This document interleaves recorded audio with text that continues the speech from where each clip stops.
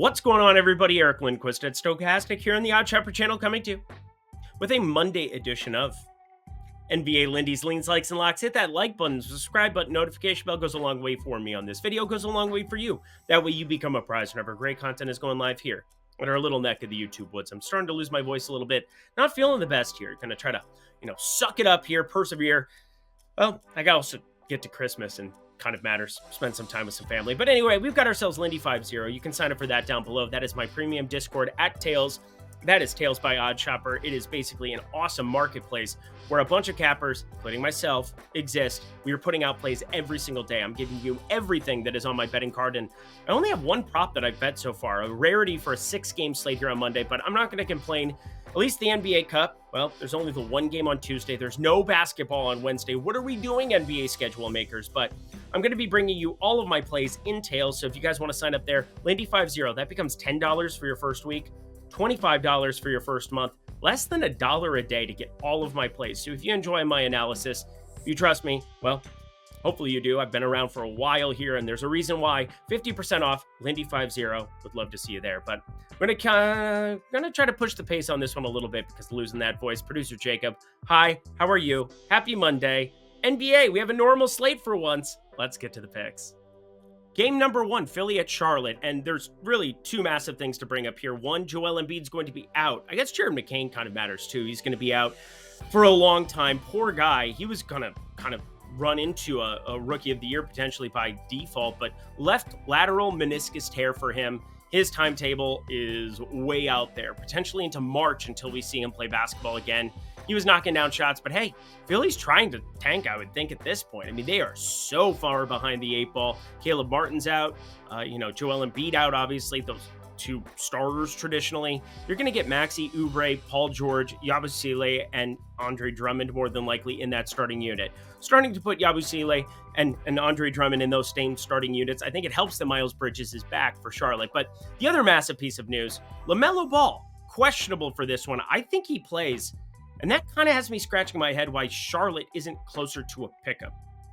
So let's take the points because Charlotte should be closer to a pick'em. And when I say plus 110 being the money line play, yeah, that could be valued pretty decently here as well. But my main thing is that if LaMelo Ball doesn't play, I would rather be getting the 2.5 points where I'd only be moving this to like 3.5 than getting plus 110 on the money line where it probably goes to like plus 135 if I'm really looking to like get exposure to that money line. But why are you looking to get Charlotte money line exposure? Let's just go Charlotte, getting 2.5 points. I'll take it. You should too. Hey, I have a play on 5 of the 6 games so far. Only one prop though. Let's get to that one. It comes from this. We got Cade Cunningham and company hosting. Yeah, they're going to be hosting the Miami Heat here, and obviously there's some speculation around Jimmy Butler and what those minutes are going to look like, what they plan to utilize him as while they're looking for a trade partner, looking to do-si-do with some other teams. And I think that's kind of important here because he only played 29 minutes against Toronto. It was a competitive game. He had 0 fouls. They only won by 10. It did get a little bit dicey towards the end purely because, not dicey as it was close, but they were up big. They pulled the starters, and the game kind of meandered back closer to 10. So maybe Jimmy Butler still would have played 35, 36 minutes in competitive spots. Play your guys, play your best dudes while they're on your team. But there's no doubt that Jimmy Butler, somebody that Miami is looking to move and kind of just change the atmosphere of Miami, looking forward to the future. It's really hard in the East when you have a team like Boston as well constructed as what they are. Now they're getting stuff out of Peyton Pritchard and Kristaps Porzingis is back. And it's just a disaster to try to imagine any Eastern Conference team tearing them down without 2 major pieces. Right now they got 1.5. It's 0.75 of Jimmy Butler and 0.75 of Bam Adebayo, and that's just the way I feel about it. But Detroit, they have a full dude. Cade Cunningham is a full dude, and I want to talk about market-based projections and how it meets up here with my actual projections, because I go player by player every single night, and I'm piecing together my minutes projections and then kind of what their output looks like from there. I compare it to historical prop data. But sometimes you see something in the market-based side of things, and that's what Odd Shopper is really all about. Portfolio EV is all about. And we're seeing minus 162 around the industry for his double-double number. And yet he is minus 118 over at Caesars right now for just over 9.5 assists. I think that's low-hanging fruit here because, again, his rebound prop is sitting around 6.5, and obviously you would need some kind of an outlier. Hey, if you want to bet 9.5 rebounds there too, you can find a way to get onto that triple-double, and he's only plus 550 for that. And as I rerun those sims, I have him closer to right around that plus 575. So I'd need something longer to show up. FanDuel, still waiting for those odds. Those tend to be some of the best for the triple doubles. But as of right now, recording this, Cade Cunningham, over 9.5 assists, my only prop on the card so far. Because I have a play on this too. Cleveland at Brooklyn. We have no Dennis Schroeder here. He has been traded to Golden State. That creates minutes for Ben Simmons, I think, at the point guard position. I think he ends up being your starter.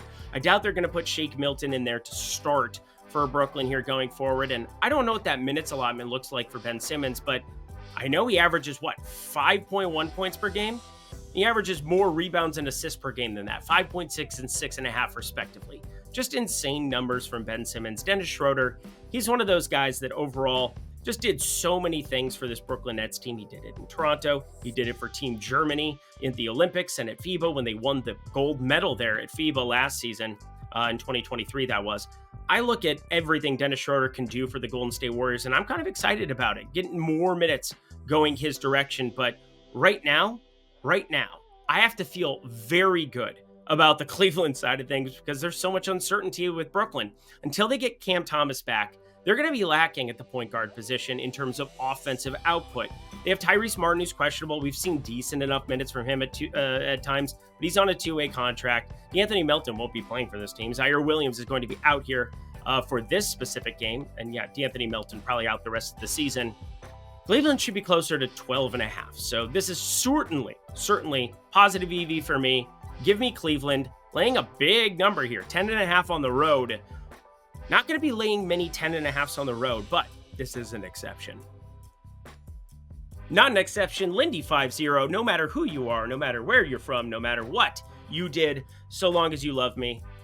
I don't know which boy band that was that I just came up with, but Lindy 5-0, friends, down at the description box below. If you sign up for my Tails package, that is where you can get all of my plays on the OddsShopper app, all of my plays in the premium Discord, the chat. We talk DFS. I won every head-to-head for a second straight week. That was absolutely insane in the NFL streets. Weeks 14, 15 cash. I mean, if you just played those lineups I threw out, my God, they were really, really fun. But if you don't care about those such things, well, we got all my sportsbook bets. We've got all of my pick'em cards. Everything that I am betting, you can bet too, right alongside me. Promo code Lindy50.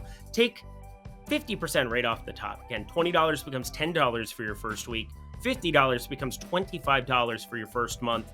That's less than $1 a day to try it out. If you don't enjoy it, cancel, go ahead. No hard feelings. I am here to help you make money though. And you'll see, being able to have that conversation, be able to talk through specific plays, that is really what it's all about. So would love to see you there, and back to the picks we go. 3 games left. Hit that like button, subscribe button, notification bell. And I didn't do this on purpose. I would never do some gimmicky, catchy thing here on a sports betting platform where I'm telling you where to put your money. I literally just try to find the best bets every single day from every single game. And I try to cover them in depth and talk about things I might want to be betting from other games. Sometimes we list all of the things down at the bottom corner. Sometimes it's just one of those things where there's nothing to bet right now. I'm actually interested in this game, even though it's the only one I haven't bet something from yet. Chicago at Toronto. Major piece of news that I'm just sitting and waiting on, and everybody else is going to be waiting on too. Zach LaVine questionable. That kind of came up out of nowhere. Vooch was the guy who had the illness and was probable, but Zach LaVine low back spasms, also known as we might be looking to trade this guy. Those are the kind of things that you need to be paying attention to right now. And the Dennis Schroeder piece, that's like the tipping, the domino effect.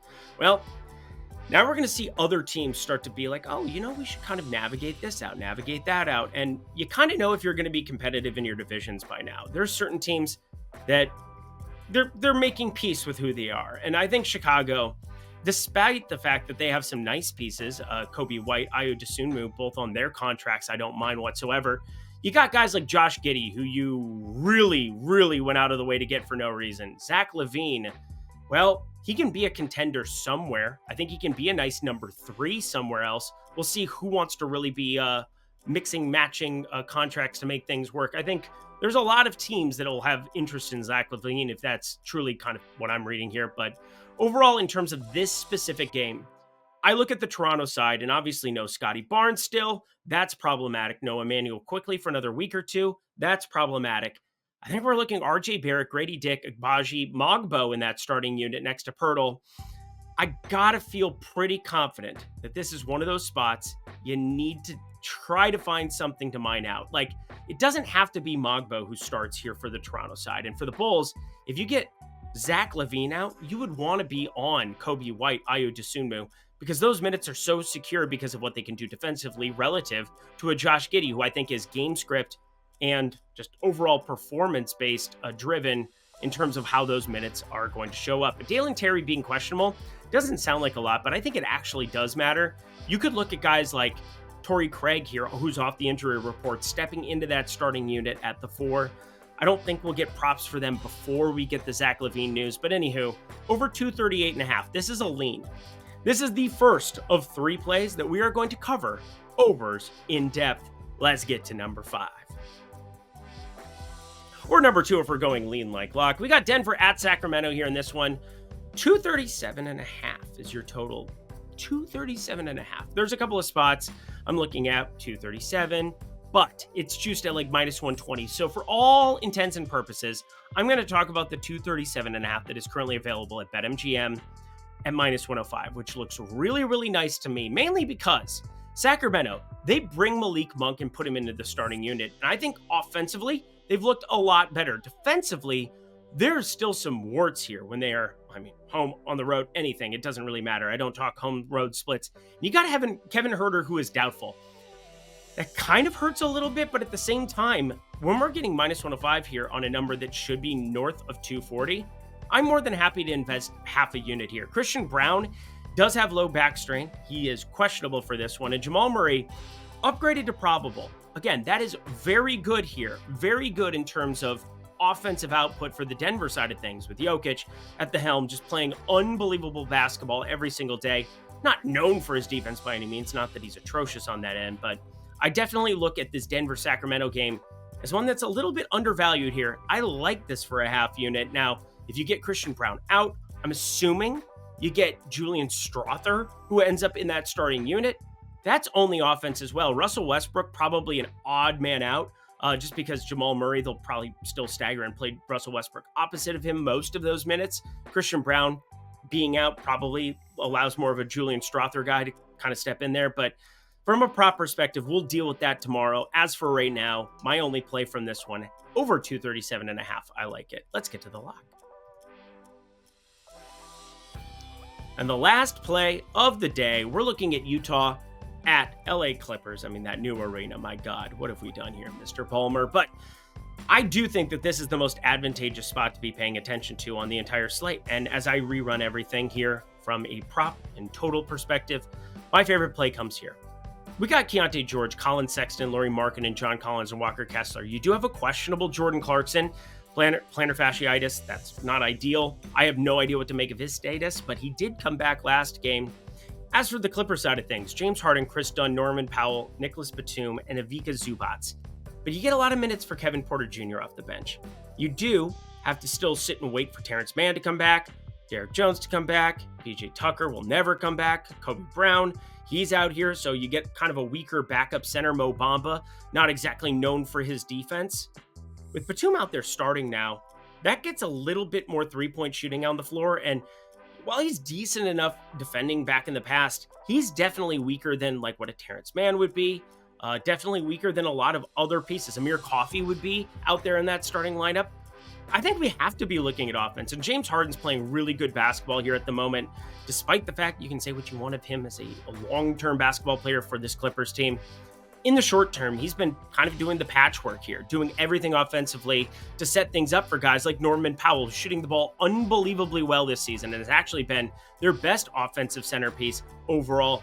But Utah, if it's Clarkson in there, that's an upgrade, I think, to this pace here as well. But still, Keontae George, Colin Sexton, Lauri Markkanen, John Collins, and Walker Kessler in this spot. I don't see how we don't have this closer to like a 228.5 total. That is a huge chasm I have between this and where FanDuel has this at minus 108. Over 222.5. It's a lock for me. It has to be my favorite play of the day. Again, I don't say lock in the presumptuous way. It's how this works out. That means it's my 1 unit send it play. You can definitely take that one to the bank. I think we're going to get some awesome closing line value on this one come Monday night. And that does it for another edition of NBA Lindy's Leans, Likes, and Locks. Head to that comment section below. Let me know your favorite plays that exist on the board for this 6-game NBA slate we have. Check out NFL Lindy's as well. 2 games going on in the National Football League. Excited to cover those for you here as well on the Odd Shopper, I almost said network channel. Odd Shopper YouTube channel. There we are. 50% off down at the link below as well. Lindy50. Would love to see you there. Hopefully you're enjoying your holidays. I'm going to try to feel a little bit better. Until next time, friends, I'm Eric Lindquist. Best of luck in the NBA streets on Monday.